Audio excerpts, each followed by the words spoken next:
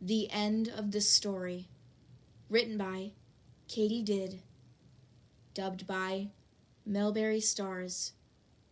Summary. All for One and Yoichi like to play games. Neither brother cares if their games have a few thousand casualties, but Izuku cares. Before this fanfiction gets started, I just wanted to say this fanfiction contains body horror and difficult topics. If this is not for you, please click off and find a different video. I'm sure that you'll find one that you really like. Alright, let's get started. Panting, Izuku stood over Tomura's slumped form. It had been a long battle and there had been sacrifices. His mind still shed away from those thinking of who had been sacrificed, but they had finally won. The land around Izuku for several miles had been decayed to dust. He knelt down, dust sticking to his knees. Extending a hand, Izuku said, "It's over now, Tomura. With your body like that, you can't use your quirk any longer. I'll get you medical treatment." Tomura lay curled up like a baby bird fallen from a nest. His skin looked desecrated and corpse-like. He croaked, "Kill me." Izuku shook his head. "I'm going to help you. I promised your grandmother that I would." Tomura's glassy eyes stared straight through him. "If you call yourself a hero, then you'd kill me. It's the only way for me to be free of it." It. Izuku frowned. "Do you mean All for One? Is his vestige still inside you?" They'd killed All for One in their earlier battle. The devastation had consumed most of the city as heroes frantically tried to evacuate citizens. After that, Izuku had successfully lured Tomura away from the city and made certain that no one else came with him.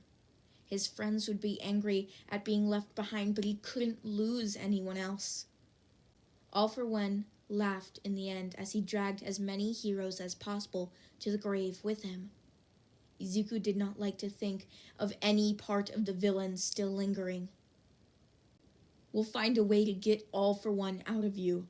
I know he brainwashed you and manipulated you. I swear I'll..." Tomura growled, low in the back of his throat. "You know nothing.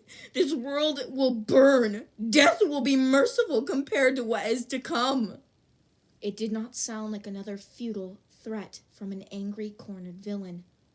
Tomura sounded like he was terrified out of his mind. A bone cracked, shattering air like a gunshot.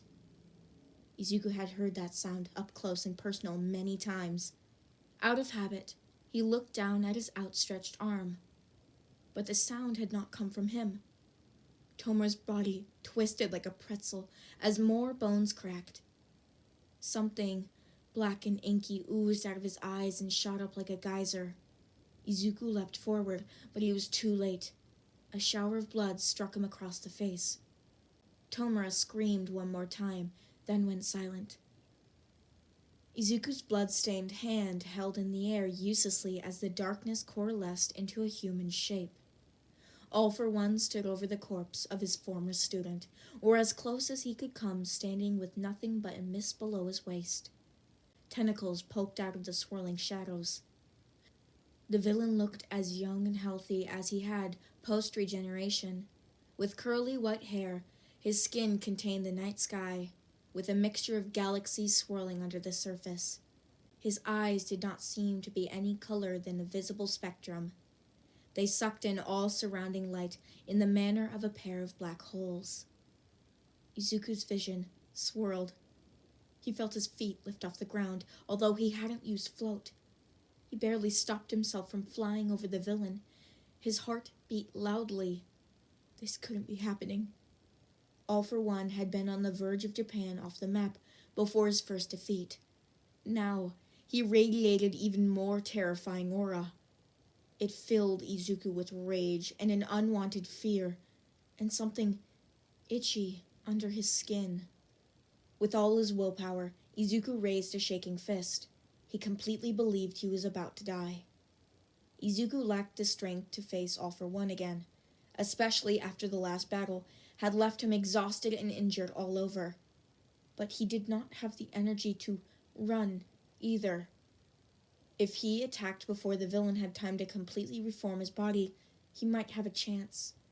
Casually, All for One said, "You win, little brother. Good game." Izuku froze, his fist still raised. Did he dare hope that this meant All for One was only a powerless ghost now? The air was filled with screams. Izuku looked in all directions only to realize the screaming came from inside of his head. The vestiges were wailing, as if dying. Energy crackled under Izuku's skin. He stumbled, then fell backwards into the dust. It covered his face, choking him. No, that was the white mist raising out of his nose. It did not hurt, precisely, but Izuku felt uncomfortably, like his face was being rearranged. The screams in his head nearly made him pass out.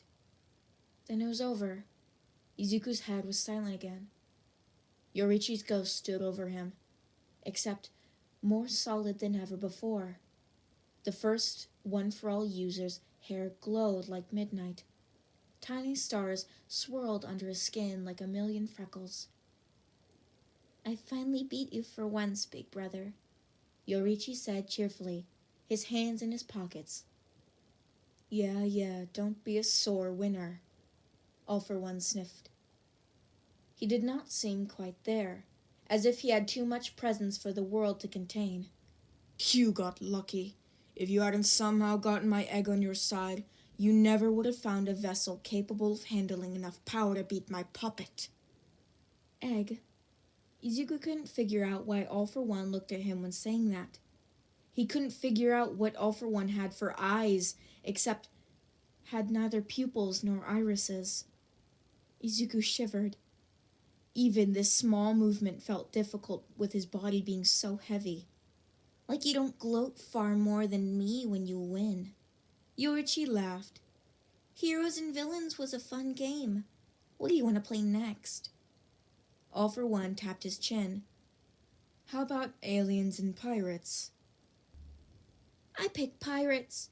You can be the good guy next time, big brother." Yoichi grinned. "I'm in the mood to be bad. It gets so dull playing by a mortal moral code." All for One nodded, his shadowy tentacles twisting. "I'll play the noble marine captain who is tracking down a sea monster that murdered his younger brother." "Except I'm working with a sea monster." Yoichi clapped his hands. He seemed to have a dozen of them. "What a great twist. Maybe I'll be brainwashed, or maybe I betrayed you. I haven't decided yet." "What?" Izuku croaked. His mouth wasn't working right. No other words came out. His limbs felt detached from his body, but those last words had infuriated him enough to give him the energy to speak a single syllable. Nearly half of Mustafa was dead, and this had all been a game? Yoichi looked down. "He can move! Your egg is hatching, big brother. This is exciting." Yoichi knelt down to Izuku. "Hi, little one. I'm your uncle."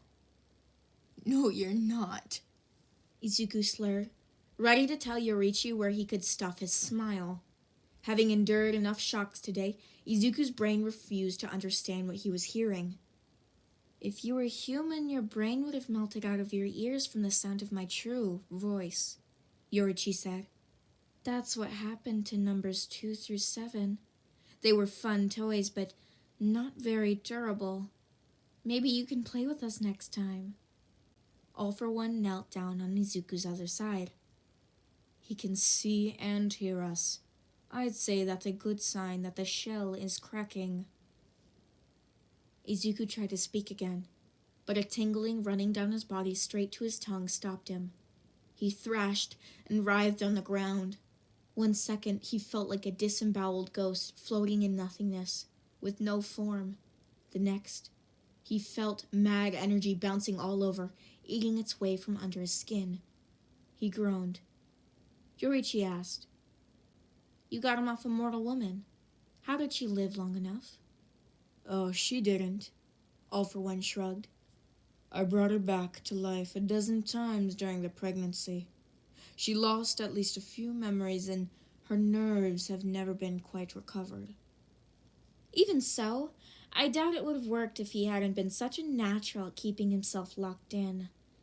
I was 1,000 years old before I could set even a tentacle in a mortal world without destroying it. Yoichi watched Izuku's struggles with a rapid expression. How long does this usually take? All for One shrugged. Anywhere from a nanosecond to a century. Izuku tried with all his strength to stand up and punch Yoichi. Instead of a body, he had nothing but waves of white hotness filling him. But his rage superseded everything else. He didn't understand much of the conversation, but he understood that he had been betrayed. Thousands were dead, including people he cared about, and it had all been a game to Yoichi. Kill, Izuku growled. In response to his rage, a blazingly white tentacle shot out of his body. Yoichi caught it easily. You're making good progress, little one. Keep at it. Izuku stared in shock. That tentacle was his arm? It was a part of him? He did not have arms, or even a torso, just a glowing ball. How was he seeing? As soon as he made the mistake of thinking that, his vision vanished. Formless darkness surrounded him. He screamed, but no sound came out.